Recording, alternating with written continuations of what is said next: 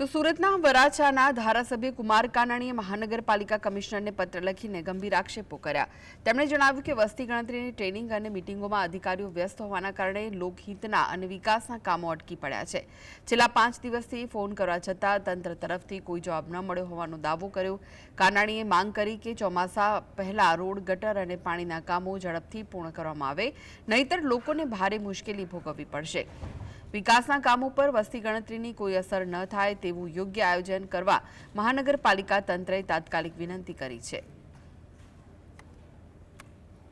વરાછા વિધાનસભાના ધારાસભ્ય કુમાર કાનાણી દ્વારા પાલિકા કમિશનરને પત્ર લખ્યો છે। પત્રમાં કઈ રીતનો ઉલ્લેખ કરાયો છે એમની જોડે જાણીશું। સાહેબ, પત્ર લખ્યો છે, કઈ રીતનો ઉલ્લેખ? છેલ્લા 5-6 દિવસથી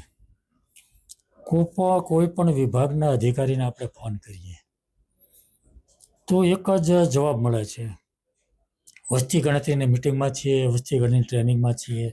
કમિશનરને એક પત્ર લખ્યો છે કે વસ્તી ગણતરીનો કાર્યક્રમ જે આવ્યો છે કરવો જોઈએ, એમાં ના નથી, પરંતુ એના કારણે વિકાસના કામો અને રોજિંદા કામો જે ખોરંભે પડ્યા છે, અટવાયા છે, જે બંધ છે, અને અધિકારીઓ જે બાનું બતાવી રહ્યા છે બરાબર નથી।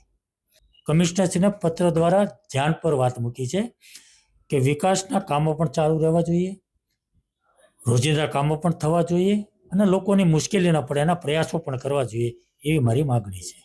બિલકુલ, તે આગોતરા આયોજન માટે પત્ર લખવામાં આવ્યો છે। રોડ, રસ્તા, ડ્રેનેજની સમસ્યા વરાછા વિસ્તારની અંદર અનેક જોવા મળી રહી છે, ત્યારે યોગ્યપણે તાત્કાલિક ધોરણે અધિકારીઓ દ્વારા, કર્મચારીઓ દ્વારા કામગીરી કરવામાં આવે તેવી માંગ જે છે તે કરવામાં આવી રહી છે। સાહિદ જગતાપ, GSTV, સુરત।